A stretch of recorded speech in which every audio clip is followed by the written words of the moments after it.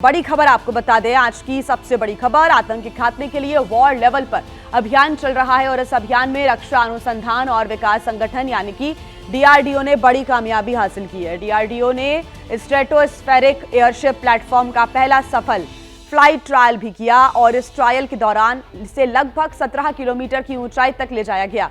Airship ने खास किस्म के उपकरणों से लैस पेलोड को साथ लेकर उड़ान भरी और उसकी मदद से महत्वपूर्ण डेटा इकट्ठा किया गया। लगभग 62 मिनट तक चले इस ट्रायल के बाद सिस्टम को सुरक्षित रूप से रिकवर कर लिया गया। डीआरडीओ का स्ट्रेटोस्फेरिक एयरशिप तकनीकी कामयाबी के साथ ही संवेदनशील इलाकों में निगरानी के लिए एक गेम चेंजर बन सकता है। बता दें कि 17 किलोमीटर की ऊंचाई यानी कि स्ट्रेटोस्फेरिक में तैनात ये एयरशिप बड़े इलाके पर नजर रख सकता है, लंबे समय तक एक ही स्थान पर स्थिर रह सकता है और लगातार रियल टाइम डेटा भी भेज सकता है।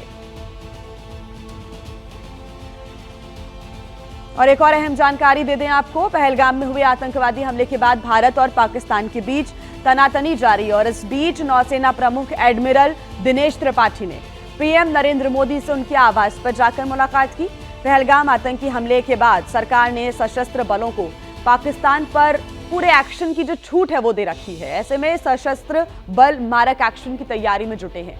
ये मुलाकात उस बड़ी सुरक्षा बैठक के कुछ दिन बाद हुई है जिसमें रक्षा मंत्री Rajnath Singh, chief of defence staff general Anil Chauhan और तीनों सेनाओं के प्रमुख शामिल हुए थे। वहीं पहलगाम हमले के बाद पहली बार जम्मू कश्मीर के सीएम उमर अब्दुल्ला ने प्रधानमंत्री नरेंद्र मोदी से मुलाकात की। मुलाकात में उमर अब्दुल्ला ने आतंकवाद के खिलाफ कड़े एक्शन और पाकिस्तान को जवाब देने के लिए सरकार के हर फैसले के साथ खड़े होने का भरोसा दिलाया है। उमर अब्दुल्ला ने प्रधानमंत्री को पहलगाम हमलों के बाद जम्मू कश्मीर की स्थिति और पर्यटकों के साथ ही पर्यटन उद्योग के लिए स्थिति को स्थिर करने के लिए की जा रही कोशिशों के बारे में भी जानकारी दी।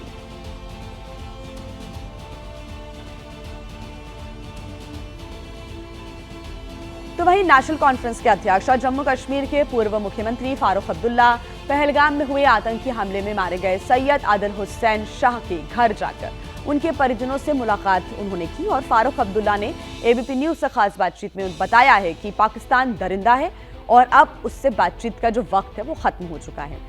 उन्होंने आतंकवाद के पूरी तरह से खात्मे और केंद्र के हर फैसले का समर्थन किया। हम लोग थक गए हैं आतंकवाद से। आतंकवाद को खत्म करना जरूरी है। उसके लिए कोई भी कार्रवाई प्रधानमंत्री करेगा, हमें वो मंजूर है। पहलगाम आतंकी हमले के बाद रशिया के विदेश मंत्री लावरोव ने भारत के विदेश मंत्री एस जयशंकर के साथ फोन पर बातचीत की है।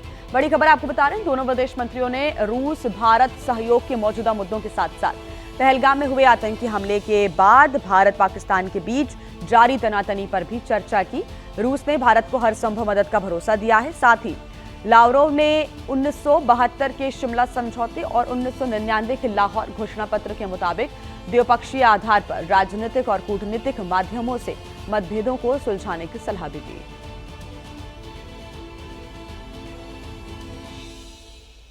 तो क्या कुछ बड़ा होने वाला है? रूस के विदेश मंत्री लावरोव के साथ पहलगाम आतंकी हमले पर चर्चा की है।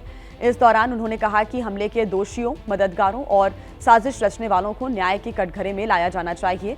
बातचीत के दौरान भारत रशिया के द्विपक्षीय संबंधों पर भी चर्चा की, ये कहना है एस जयशंकर। उन्होंने अपने सोशल मीडिया अकाउंट एक्स पर यह पोस्ट साझा किया है और जो बातचीत यहां पर हुई है वो उन्होंने साझा की।